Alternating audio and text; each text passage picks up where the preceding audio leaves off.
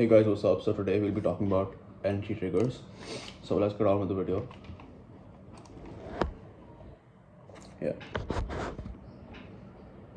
So entry triggers. I personally use all of these entry triggers depending on the situation or whatever the market's offering.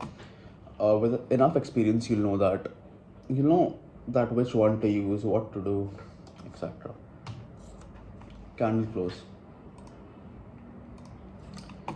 Candle close above support or below resistance on the same time frame as structure. Most important. So, for example, we have resistance here, price is moving like this, and let's say we form a candle like this here. So we form a candle above resistance, a bullish candle, right? A green candle. This tells you that the market is bullish, resistance just got wiped out, and that it could possibly go higher, right? So you enter on candle close after it closes above the level. It could be resistance or it could be support. So you want to enter only when it closes, right? You don't want to enter before it closes, because what if it's like this, but when it closes like this, just the wick above, right? So you want to wait for it to close for sure. Also, the candle must be significant enough to get involved. I'll get into this with some examples as well. So basically what this means is the candle should not be a it should not be this. You'd want it to be this, a big candle with not that big of a wick, but basically a big candle that shows that support just got ran through, right? Should not be some mediocre as close above or below the level. Price doesn't need to straight go up from here. After break of level with the candle close, it can retest that level and continue as well. So what this means is, after candle closing like this, you can come back to this level, then go up, right? You just don't need to straight just go up. You can retest this area, then go up, right? So you have two different setups that would come from this. For example, you got a current close here above resistance, right? So this tells you that this is bullish, blah blah blah. Either you long from here or you wait for a retest of this area and long. It all depends on your risk to reward ratio, target, stop loss, etc. Candle close might be too significant, so RR turns shitty and move is basically over. So what this means is, one second. What this means is basically, let's say this is resistance, this is resistance, this is support. Price is moving like this, and we form a candle here, which is this big.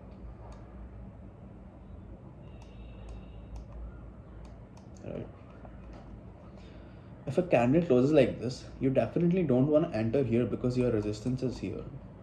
So your RR is basically this. You're you're risking this much. You're risking this much to own this much. You're risking this much to own this much, which is stupid, right? So here, what you could also do is you could wait for a retest, or you could just completely ignore the trade. So this is what I mean by too significant. So RR turns shitty and move is basically over. This move is basically over, right? This move is over. So for example, if this is the daily time frame, you can also go towards the lower time frames like 4 hour, 1 hour to see the other candle closes, and then decide if you want to enter on the 1 hour candle close, because your 1 hour candle close will close somewhere over here, then it will close over here, then it will close over here, blah blah. So you can enter here. This gives you better risk to reward ratio, right? You don't have to wait for the daily close, but it's generally a rule of thumb that it should be on the same time frame as structure. That makes it proper and thorough. So I would not recommend, for example, you have a structure on the daily time frame, you want to enter on the daily time frame, but then you look at the 1 hour time frame and then you enter based on that. That should not be the case, right? So works way better in an uptrending or downtrending market. So be sure to have a bias. Works way shittier in ranging markets. I think this is pretty easy to understand. It will work better in uptrending markets or downtrending markets. It won't work better in a market that's doing this. You're just gonna get baited out. Example, you think here broke out, candle close was above this area, but price just came below because it's ranging, right? You need to figure out if your market is ranging or not. Right. Moving on to the example. So here, let me switch to a different color. Here, as you guys can see, I'm comparing the first candle close with the second candle close. Here you guys can see price closed above. So you're going to be like, oh, he told me that when price closes above, we go up. So what happened here was there was not a significant enough candle close. So we went back down below. Again, this tried to close above, but we went back below because as I told you, your candle close should be significant enough. Now let's see the next candle close. So we got a candle close above this level here. This is a significant candle close, right? This just shows you that your resistance got completely wiped out. And what happened here then? We retested this area and took off. This was like a 40% trade right here, right? So you can enter either here or you can enter either here, whatever suits your RR better, but generally your RR would be better if you buy here and not here, wait for the retest. So one mistake that I did was using candle closes in a ranging market. So market is ranging, price goes up, below, price goes up. So I would enter here thinking it's a breakout, and I would enter here thinking it's a breakdown, and I would get chopped up so hard. Right? So you want to always make sure you don't do this in a ranging market. Moving on. Deviation. Buying or selling when price breaks above or below an important level and comes back into the same level. We have resistance here, we have support here, price is going up, goes up. People think that it's going to be break out here. What price does it? Comes back into this range and goes down. So we have a lot of trapped people here that thought it was going to go out. They didn't close their position because they thought it was going to break out. But what price did was it came back into this region and went down. Presents a very clear invalidation, which is the low high. So if there's a deviation like this, and this is resistance, right? So you want to enter here on the retest of resistance and you want to put your stop loss here. You want to put your stop here, above here, right?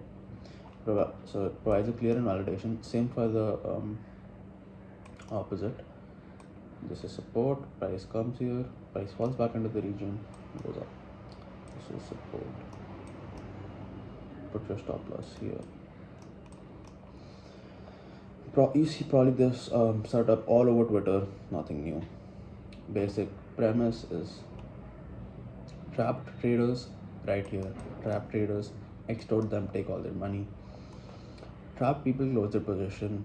For example, people thought it was going to break out, they long, and when they come here, they have to close the trade because they're like, oh shit, it's not going to break out. And then when they close their longs, their orders to sell, so price goes down, right? Sometimes resistance turns to support or support turns to resistance. You need to check your market to see what happens more often. Basic idea here is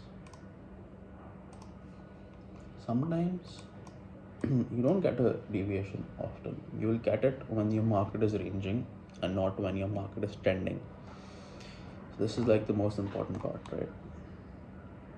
Let's say this is your resistance, this is your support. Sometimes resistance turns to support. For example, this is price, and it just became support here, and then it went up. So sometimes resistance turns to support. This is because this was an uptrending market, right? It's not a ranging market, and sometimes support just support just turns into resistance. This is a trending market, right? It's a downtrending market, it's an uptrending market. So check your market if you're ranging or trending. If you're ranging, then deviations are more likely to play out, and if you're trending, then candle closes are more likely to play out, right? For example, here we can see that we're chopping, or we are ranging. Resistance, support. Moving on, as you guys can see here, a lot of people were bullish. Thus, you can see these wicks. These wicks basically show you that there are a lot of tapped people here, especially when you see this wick. You can see many people thought it would break out and go up, but what price there was closed below here. For example, you could also call this a deviation, and then price retested this and went straight down, right? Or you could even, let's look at this. Price tried to break support, couldn't break support, went back to support, retested it, and just went up, right? When you're trading this, you want to enter on the retest of this area. You know, put your stop loss maybe here or here, anywhere below the low. This is a bad example, right? So price went down, right? Price came back here again.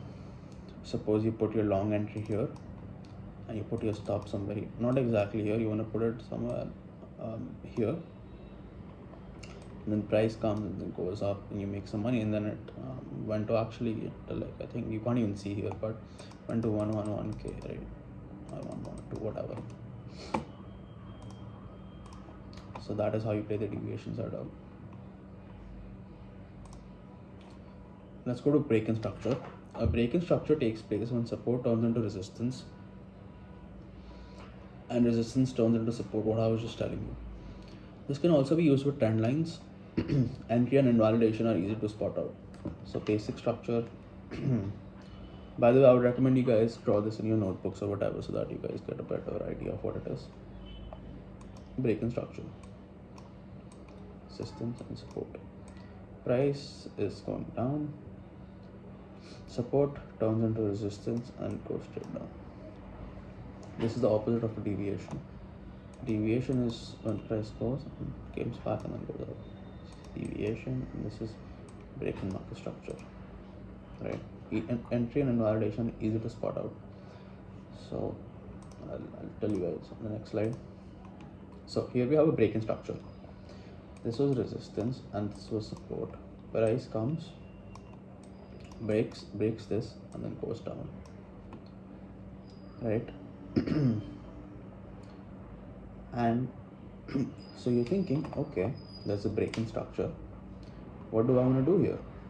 I want to wait for a retest of the same support level that is now turned into a resistance level and short. So you put your entry here, your stop loss somewhere here, then you just ride it out, right? Same thing happened the other way. This was resistance for a bit, as you guys can tell. This was resistance, price was going down, and then what happened was price turned back into this range. It closed above. See here, you can see candle close as well.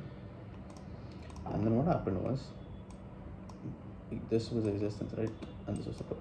So from this perspective, then we broke resistance, we closed above here, retested this, and then went to 111k. Yeah, that's what break-in market structure is. You could also say this was a deviation. Yeah, sure, still went up, right?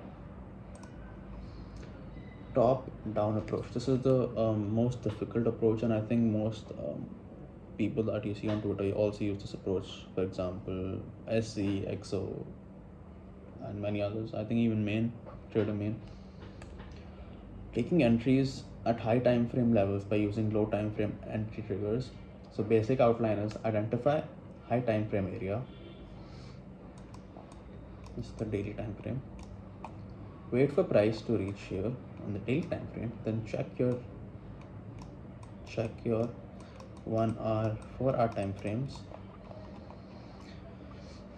and then wait for a low time frame setup to form. Difficult to do in practice. Check BTCP pivot. Okay, let's check example.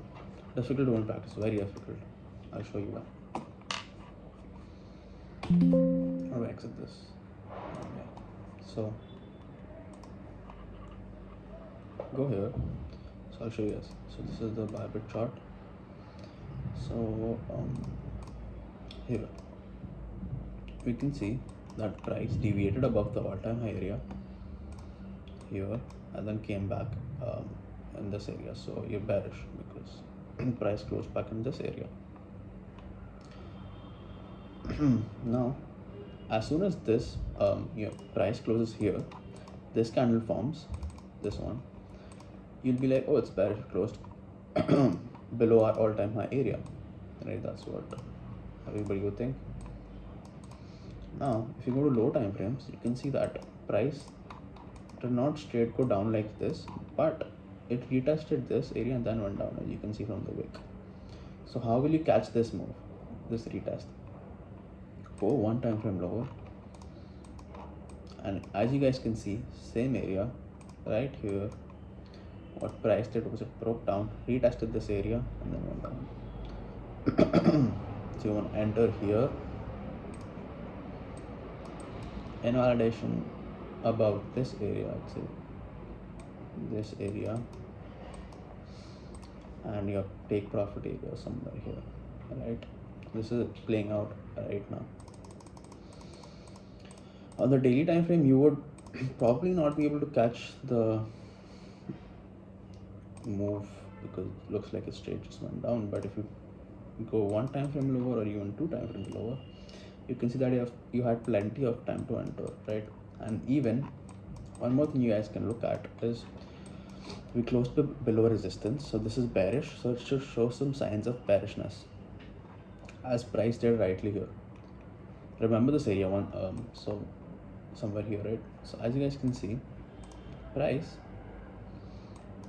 formed lower lows and lower highs right here.